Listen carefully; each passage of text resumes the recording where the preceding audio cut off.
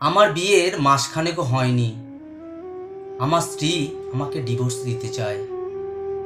ডিভোর্সের কারণ হিসেবে সে তার বাবা মাকে বলেছে যে আমি নাকি পুরুষত্বহীন, আমার দ্বারা নাকি কখনো বাচ্চার বাবা হওয়ার সম্ভাবনা নেই। কথাগুলো শুনে আমার লজ্জায় অপমানে মরে যেতে ইচ্ছে করছিল। আমার স্ত্রী অনুকে নিতে শ্বশুরবাড়ি এসেছিলাম, কিন্তু শ্বশুরের মুখ থেকে আমার পুরুষত্ব নিয়ে কথা শুনতে হবে সেটা কখনো ভাবিনি। আমি শ্বশুরের পাশে বসে থাকা আমার শাশুড়িকে বললাম, মা, অনুকে একটু ডাকবেন, ওর সাথে আমি কিছু কথা বলতে চাই।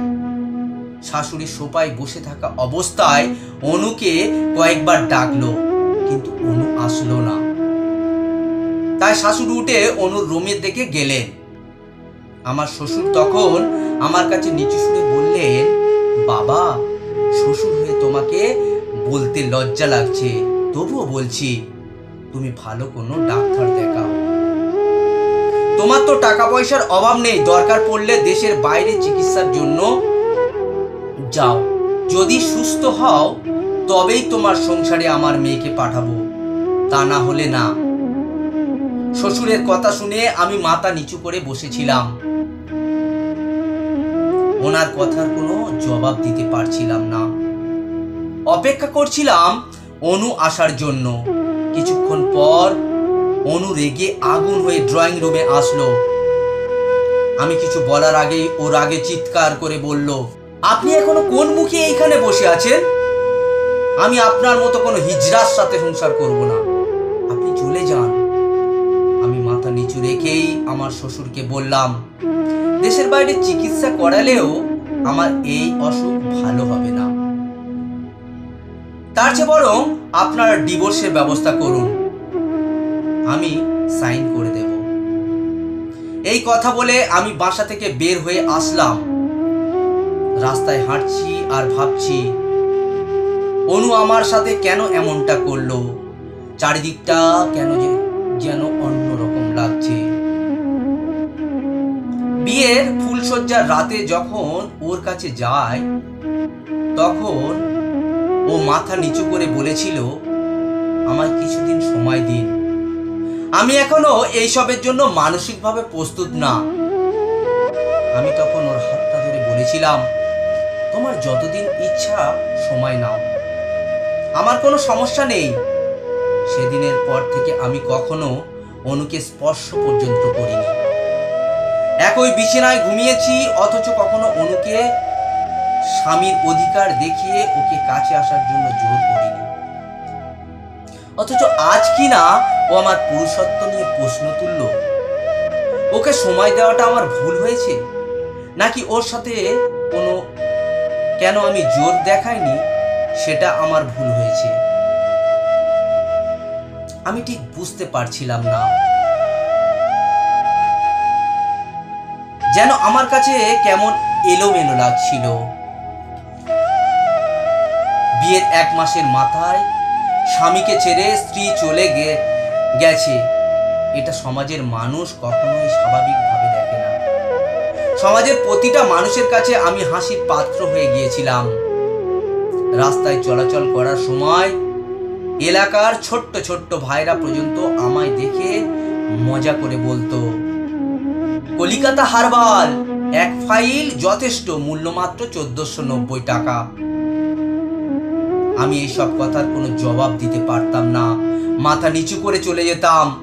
এমনকি আমার নিজের মা পর্যন্ত আমায় বলেছে, বাবা, তুই কোনো ডাক্তার কিংবা কবিরাজ দেখা, তুই আমার একমাত্র ছেলে, আমি চাই না তোর জীবনটা এইভাবে নষ্ট হয়ে যাক। আমি আমার মায়ের কথাগুলো শুধু নীরবে শুনতাম। এখন আমি আমার মাকে কিভাবে বলি, মা, আমার কোনো সমস্যা নেই? সমস্যাটা মেয়ের ছিল, সে আমার সুযোগ নিয়ে আমাকে ঠকিয়েছে। প্রায় 2 বছর পর রাস্তায় হুট করে আমার প্রাক্তন স্ত্রী অনুর সাথে দেখা। অনুকে দেখে আমি বেশ চমকে গেলাম। এই অনু আর 2 বছর আগের অনুর মাঝে অনেক তফাৎ। চেহারাটা একদম ভেঙে গেছে, চোখের নিচে কালো দাগ পড়েছে। অনু আমায় দেখে নিজে থেকেই শুকনো হাসি হেসে আমায় বলল, কেমন আছেন? আমি বললাম, আমি ভালো, কিন্তু তোমার এই অবস্থা কেন? অনু মাথা নিচু করে বলল, আমি আপনার উপর করা অন্যায়ের শাস্তি পাচ্ছি। এই শাস্তিগুলো আমার সারা জীবন ভোগ করতে হবে। আমি অবাক হয়ে বললাম, মানে? অনু চোখের জল মুছতে মুছতে বলল, আসলে আপনার সাথে বিয়ে হওয়ার আগে থেকেই আমার একজনের সাথে প্রেম ছিল, কিন্তু বাবা মার ভয়ে এবং পরিবারের চাপে কোনোদিন দুজন দুজনার পরিবারকে বলার সাহস করে উঠতে পারছিলাম না। তাই আমরা দুজনে মিলে প্ল্যান করলাম, আমি বাবার পছন্দ করা ছেলেকে বিয়ে করব, আর বিয়ের মাসখানেক পরেই বাবা মাকে বলবো ছেলের মাঝে শারীরিক সমস্যা আছে, ও পুরুষত্বহীন। বিষয়টা যেহেতু খুবই সেনসিটিভ, তাই বাবা মা এটা নিয়ে বেশি ঘাটাঘাটি করবে না, সহজেই ডিভোর্স হয়ে যাবে। ডিভোর্সি মেয়েকে কেউ বিয়ে করতে চাইবে না। তখন আমার প্রেমিক আমাকে বিয়ের কথা বলবে, আর মা বাবা আপত্তি করবে না। আমি বললাম, তাহলে এখন কি কোনো সমস্যা হয়েছে? অনু বলল, আপনার পুরুষত্বহীন অপবাদ দিয়ে আমি যাকে বিয়ে করেছি সে তার পুরুষত্ব প্রমাণ করার জন্য প্রতিদিন রাতেই আমার উপরে নির্যাতন চালায়। তরকারিতে লবণ কম দিলে আমার গালে থাপ্পড় মারে, মেরে তার পুরুষত্ব প্রমাণ করে। জামা কাপড় সময় মতো না ধুলে আমার চুলের মুঠি ধরে পুরুষত্বের প্রকাশ করে, আর কিছু হলেই আমার চরিত্র নিয়ে নোংরা নোংরা কথা বলে। আমি নাকি 1 নম্বরের ধোঁকাবাজ, অথচ আমি তাকে পাবার জন্যই সব করেছি। আমার প্রাক্তন স্ত্রীর কথা শুনে আমি একটা দীর্ঘ নিঃশ্বাস ছেড়ে বললাম, নিজের স্ত্রীর গায়ে হাত তুলে যদি কেউ পুরুষত্ব প্রকাশ করতে চায়, তাহলে সে পুরুষ না কাপুরুষ। তোমার প্রতি আমার অনেক রাগ আর ঘৃণা ছিল, আজকের পর আর কিছুই নেই। তুমি আমায় যতখানি কষ্ট দিয়েছো তার চেয়ে বেশি পাচ্ছ, তাই শুধু তোমার উপর রাগ পুষে রেখে লাভ নেই। এই কথা বলে আমি চলে গেলাম, আর ভাবতে লাগলাম, উপরওয়ালা ছাড় দেন কিন্তু ছেড়ে দেন না। আজ তোমার প্রতি যদি কেউ অন্যায় করে, তবে সে কাল নয়তো পরশু ঠিকই সেই অন্যায়ের শাস্তি পাবে।